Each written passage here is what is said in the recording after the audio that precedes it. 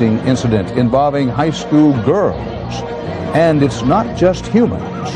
Tonight, protecting animals from the threat of SARS.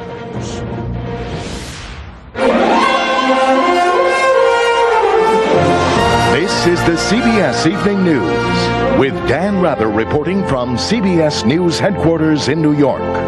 Good evening. We begin tonight with a CBS News exclusive about the national program to vaccinate Americans against smallpox. After a string of adverse reactions to the inoculations, possibly including several deaths, there's some indications the government is having second thoughts about the program. So far, only 35,000 of the 500,000 health care workers targeted to get the first vaccinations have actually been inoculated. CBS's Cheryl Atkinson broke this story and has the details. Oh, you're easy. 3 months into the smallpox inoculation campaign, sources say the government is doing an about-face and will let states stop administering the high-risk vaccine if they choose. That's in sharp contrast to the original rush to vaccinate 500,000 healthcare workers as a frontline defense against a possible bioterror attack. Dr. Brian Strom heads the independent advisory committee that urged the government to slow or stop its program.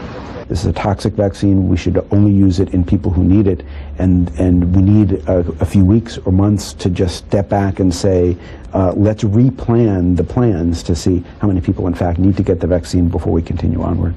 The turnaround comes amid serious and unexpected adverse events in the first people to get the shots. An aggressive government surveillance program set up to detect any dangerous trends recently uncovered 11 cases of unusual heart inflammation among military troops who got the smallpox vaccine.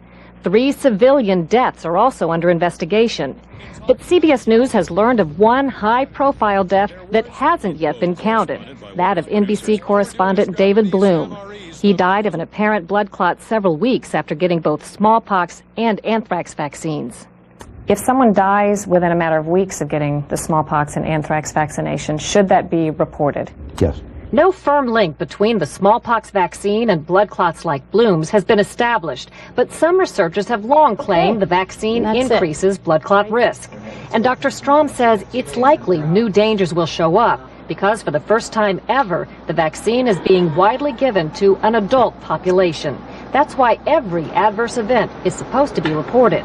So it's very possible that we may see risk factors that were never associated with this vaccine before emerging in the new population? Absolutely. It would in fact be a surprise if we did not see new adverse reactions emerge. Bloom's case may have mistakenly gone uncounted because civilians are being monitored under a civilian system and the military is tracking the troops, but it's unclear who, if anybody, is tracking the hundreds of civilian journalists who embedded with the military during the war with Iraq.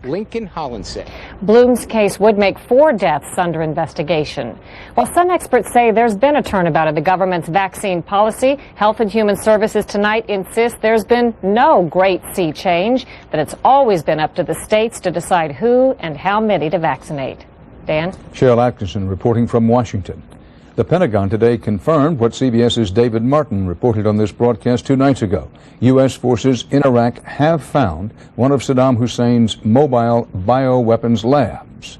Also today, David Martin reports another tape turned up, one that some believe proves Saddam is still alive. If it's really Saddam, this